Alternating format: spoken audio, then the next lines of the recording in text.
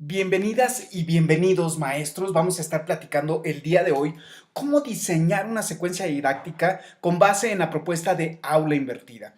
Bueno, pues vamos a recordar primero que en una clase tradicional el maestro es un expositor, es quien da toda la información a los estudiantes y trata de hacer que el salón de clases se convierta en el lugar en donde van a recibir la información sus estudiantes, para que después le estemos dejando las actividades significativas a realizarse en la casa, donde los estudiantes van a estar solos, donde ellos no van a contar con la compañía de sus compañeros, ni tampoco con la asesoría y guía de su profesor. Entonces, les dejamos las actividades significativas en casa para que reciban la información en el momento de la clase. El aula invertida, recordemos entonces que lo que hace es invertir estos roles. Esto significa que en el momento de la clase se van a realizar las actividades significativas, y para poder realizarse estas actividades significativas se tuvo que haber compartido previamente la información que se va a abordar, o la información de los temas a abordarse en el momento del desarrollo de las actividades en clase.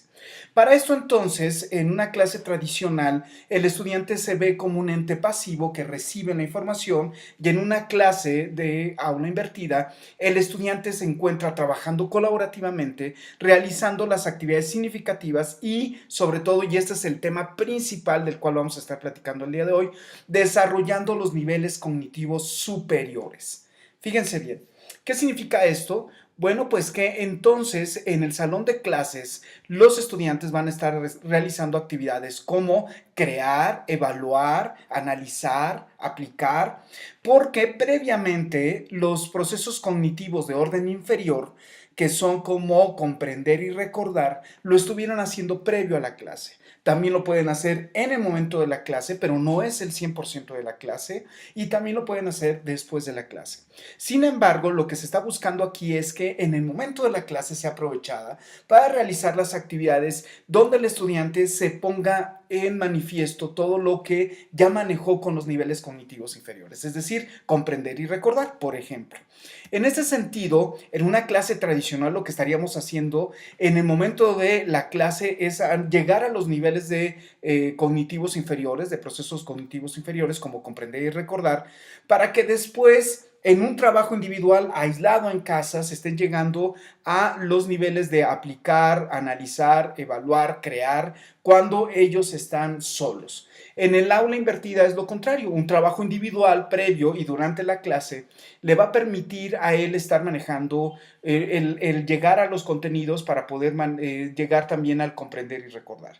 Entonces, en el momento de la clase, cuando están con sus compañeros, cuando están con la guía y la supervisión de su profesor, van a poder realizar trabajos en el aula de una manera colaborativa, que además les permita llegar a los niveles cognitivos superiores, como son el crear, evaluar, analizar, aplicar, etcétera. Esto significa que entonces hay actividades en el aula invertida que se están pensando para hacerse antes de la clase, para hacerse en la clase y para hacerse después de la clase. Pero obviamente evitando que en la clase nosotros estemos dándoles la información. La información ellos la van a tener en acceso a través de cualquier sitio en internet, o incluso se los podemos entregar en un disco, porque estuve revisando también sus participaciones en el foro de discusiones y observé que comentaban los problemas de internet. Entonces, si ustedes tienen un problema de internet, les sugiero que sean sobre todo muy creativos. Es el principal recurso que podríamos tener como profesor, porque si somos profesores creativos vamos a aprovechar al máximo los pocos o muchos recursos que tengamos, y más bien que verlo como una limitante, podríamos verlo como una oportunidad para ser inmensamente propositivos en el trabajo que queremos hacer con nuestros estudiantes. Recordemos, por ejemplo, Cuba, que tiene casi nada de recursos, sin embargo, su principal, que han explotado al máximo, que es su creatividad, los ha llevado a ser muy buenos en áreas como la medicina o en áreas como la educación, aún no contando con la infraestructura que nosotros tenemos en nuestro país. Bueno, pues entonces, lo importante aquí es que con base en los recursos que ustedes tengan, seamos muy creativos para hacer propuestas, y pues, si ustedes tienen internet, o los estudiantes pueden estar teniendo acceso a internet, estar colocando en un sitio de internet los contenidos, y si no, pues hacérselos llegar a través de otro medio. Incluso este puede ser hasta impreso, de tal manera que se los puedan estar compartiendo. Mil y una alternativas las podemos encontrar. Bueno, lo importante es que entonces ellos tengan acceso a la información, no solamente en el momento de la clase, sino puedan tener acceso a ella a través de cualquiera de los dispositivos, ya sea online o offline, y que puedan estos contenidos también incluso ser simuladores, poder estar teniendo ejercicios interactivos, tener un formato multimedia, texto, audio, video, animaciones, etcétera, ¿no? Visitas virtuales, simuladores, ejercicios interactivos, juegos serios y demás. Bueno, pues una vez que ya les compartimos la información, entonces ellos van a estar realizando actividades que les podemos dejar también, actividades de estudio previos a la clase, para que puedan, en el momento de llegar a la clase, estar realizando las actividades para poder llegar a entonces evaluar, analizar y aplicar. Pero fíjense lo interesante de esto. Lo interesante es que ahora la clase se puede convertir en toda una odisea.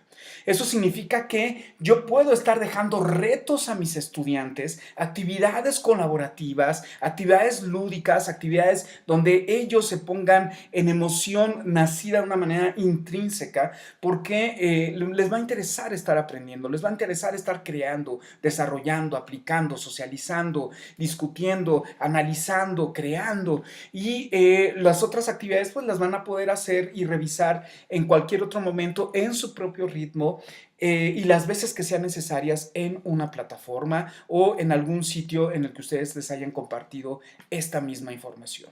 Entonces ahora lo que tengo que estar haciendo es una secuencia didáctica que me permita llegar a estos escenarios, para que incluso también haya actividades posteriores a clase. Algo que ustedes comentaban también dentro del foro de discusiones es algunas situaciones donde les dejaban materiales revisar y no lo revisan normalmente, o sea, llegan en blanco a los salones de clases. Esto va a pasar las primeras veces.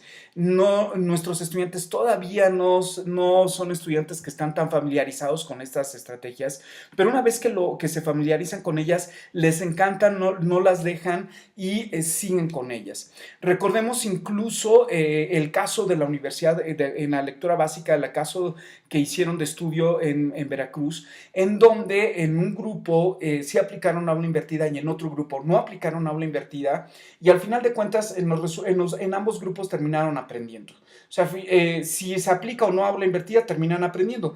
La diferencia está en que los estudiantes donde se aplicó aula invertida se encontraban mucho más motivados por sus aprendizajes. Incluso terminando el periodo escolar, ellos querían seguir aprendiendo, o terminaban las clases y no querían irse de sus clases porque se sentían de una manera intrínseca motivados a aprender, porque había actividades que les gustaban, querían llegar a sus clases. En el otro era simplemente aprobar una asignatura y ya.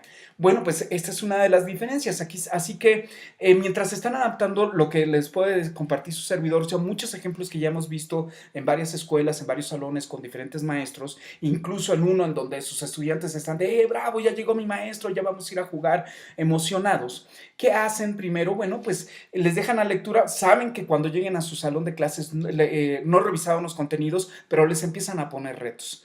Y estos retos saben que para poderlos lograr tenían que haber revisado, comprendido estos contenidos para poderlos poner en práctica. Y como no lo tenían en ese momento, tenían que hacerlo, y cada vez pues con menos tiempo. Así que cada vez que se les dejaba revisar un contenido, sabían que iban a llegar a clases, que iban a tener un reto, y que si no revisaban los contenidos les iba a costar más trabajo realizar este reto. Así que por supuesto que la primera vez no lo hicieron, pero la segunda lo pensaron, y en la tercera definitivamente llegaban con los contenidos revisados porque querían jugar, divertirse, cumplir retos que les ponían sus profesores en el momento del salón de clases. Así que pues en sus manos está diseñar estrategias didácticas innovadoras que nos permitan atrapar a nuestros estudiantes y que nos hagan tener ambientes de aprendizaje en donde ellos digan, no me puedo perder esa clase, yo quiero estar en esa clase. Incluso hemos tenido casos en estudiantes que no son de esos grupos y que dicen, yo voy a tomar clase con ese maestro porque me gusta estar trabajando con él. Bueno, pues enhorabuena, ahí está la actividad que hay que realizar, que es el diseño de una secuencia didáctica con base en la propuesta de aula invertida. Muchas gracias, maestros, nos mantenemos totalmente a sus órdenes.